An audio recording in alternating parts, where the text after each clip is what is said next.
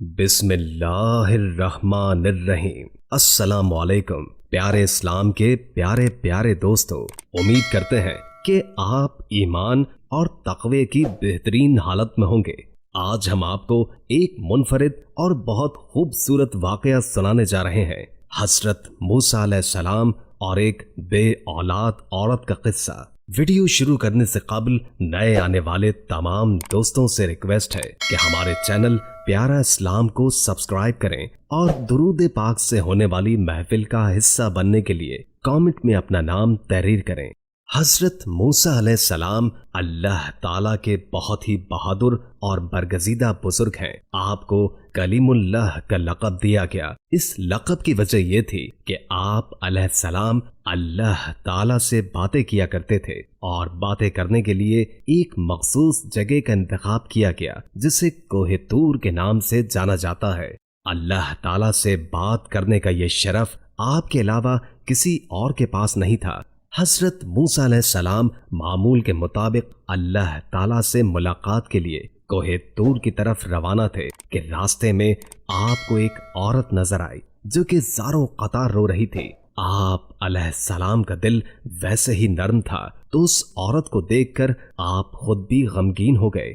حضرت موسیٰ علیہ السلام سے رہا نہ گیا اور اس عورت سے اس کی پریشانی کا سبب پوچھا۔ اس عورت نے بتایا کہ وہ بے اولاد ہے اور لوگ اسے بانجھ ہونے کا طعنہ دیتے ہیں۔ اس عورت نے حضرت موسیٰ علیہ السلام سے گزارش کی کہ وہ اللہ تعالیٰ سے یہ دریافت کرے کہ اس کو کبھی اولاد ہوگی یا نہیں۔ وہ عورت جانتی تھی کہ حضرت موسیٰ علیہ السلام اللہ تعالیٰ سے ہم کلام ہوتے ہیں۔ حضرت موسیٰ علیہ السلام نے اس عورت کو یقین دلایا کہ وہ اللہ تعالیٰ سے اس معاملے کا ذکر ضرور کریں گے، اور اس کے بعد آپ پھر سے کوہ طور کی طرف چل دیے۔ اللہ تعالیٰ سے ملاقات کے دوران ہی حضرت موسیٰ علیہ السلام نے عورت کا ماجرا بیان کیا تو اللہ تعالیٰ نے حضرت موسیٰ علیہ السلام کو بتایا کہ اس عورت کی قسمت میں یہی لکھا ہے کہ اسے کبھی اولاد نہیں ہوگی، اور اس عورت کو چاہیے کہ اس پر جو آزمائش آئی ہے اس پر صبر کرے۔ آپ علیہ السلام یہ سن کر خود بھی غمگین ہو گئے۔ جب آپ علیہ السلام کوہ طور سے واپس لوٹے تو اس عورت کو اسی جگہ بیٹھا پایا۔ وہ آپ علیہ السلام کی ہی منتظر تھی۔ حضرت موسیٰ علیہ السلام نے عورت کو اللہ کا فیصلہ سنایا۔ عورت یہ سن کر بہت روئی۔ آپ علیہ السلام نے اس عورت کو تسلی دی اور یہ بھی کہا کہ اللہ تعالیٰ کے ہر فیصلے میں بہتری ہوتی ہے، اسی لیے وہ صبر سے کام لے۔ اولاد اللہ تعالیٰ کی دین ہوتی ہے، وہ جسے چاہے بیٹیاں عطا فرمائے یا جسے چاہے بیٹے، اور جسے چاہے دونوں ہی عطا فرما دیں۔ اس واقعے کو بہت عرصہ گزر چکا تھا۔ ایک دن اس عورت کے گھر کے قریب سے ہی ایک درویش روٹی کا سوال کر رہا تھا۔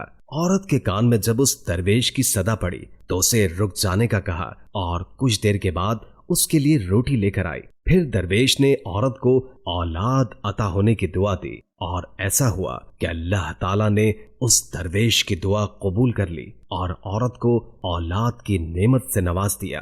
جب اس بات کی خبر حضرت موسیٰ علیہ السلام کے پاس پہنچی تو آپ علیہ السلام بہت حیران ہوئے، کیونکہ اللہ تعالیٰ نے تو انہیں بتایا تھا کہ اس عورت کی قسمت میں اولاد کا نہ ہونا لکھا ہے، تو یہ کیسے ممکن ہوا؟ پھر جب حضرت موسیٰ علیہ السلام دوبارہ اللہ کے پاس کوہ طور پر گئے تو اس عورت کے معاملے کے بارے میں بھی دریافت کیا کہ جب میں نے آپ سے پوچھا تھا کہ اس عورت کو اولاد ہوگی یا نہیں، تو اے میرے پروردگار، آپ نے فرمایا تھا کہ اولاد اس کے مقدر میں نہیں ہے، تو یہ کیسے ممکن ہوا؟ اللہ تعالیٰ نے حضرت موسیٰ علیہ السلام کے سامنے ایک شرط رکھی اور آپ علیہ السلام کو انسانی گوشت لانے کا کہا۔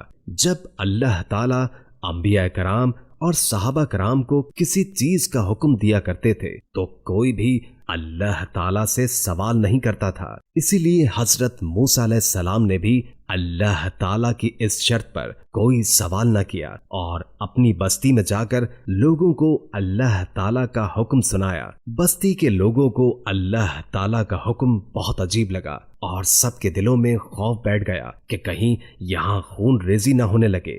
جب کوئی بھی اپنا گوشت دینے پر راضی نہ ہوا تو حضرت موسیٰ علیہ السلام مایوس ہو کر خالی پلیٹ لیے اللہ تعالیٰ کے پاس واپس کوہ طور پر جانے لگے۔ حضرت موسیٰ علیہ السلام کوہ طور کی طرف روانہ ہی تھے کہ راستے میں ان کو ایک درویش بیٹھا نظر آیا۔ اس درویش کی آنکھیں بند تھی اور چہرہ آسمان کی طرف اٹھا ہوا تھا۔ اس درویش کی زبان پر بس اللہ اللہ کا کلمہ جاری تھا۔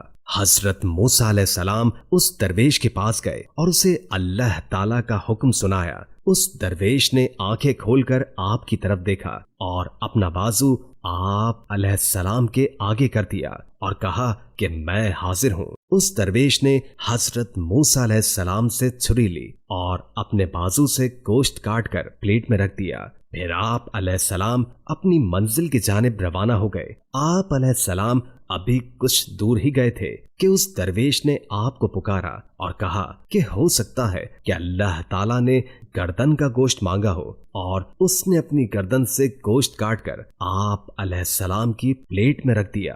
حضرت موسیٰ علیہ السلام نے پھر سے کوہ طور کی طرف قدم بڑھا دیے۔ اس درویش نے آپ کو پھر سے روک لیا اور کہا کہ ہو سکتا ہے کہ اللہ تعالیٰ نے سینے کا گوشت کہا ہو اور اس نے اپنے سینے کا بھی گوشت کاٹ کر پلیٹ میں رکھ دیا۔ اس کے بعد اس نے اپنے جسم کے مختلف حصوں کا گوشت کاٹ کر پلیٹ میں رکھا۔ حضرت موسیٰ علیہ السلام نے اس گوشت سے بھری پلیٹ کو کوہ طور پر اللہ تعالیٰ کے سامنے پیش کر دی۔ اللہ تعالیٰ نے حضرت موسیٰ علیہ السلام سے پوچھا کہ یہ گوشت کس سے لائے ہو؟ تو حضرت موسیٰ علیہ السلام نے سارا قصہ بیان کر دیا۔ اللہ تعالیٰ نے فرمایا، اے موسیٰ، یہ میرے بندے کا مجھ سے عشق ہے اور اس عشق کی حد دیکھو۔ اس نے اپنی تکلیف کا نہیں سوچا بلکہ میری رضا اور خوشی کی خاطر اپنے جسم کی بوٹیاں کاٹ کر تمہارے سامنے رکھ دی۔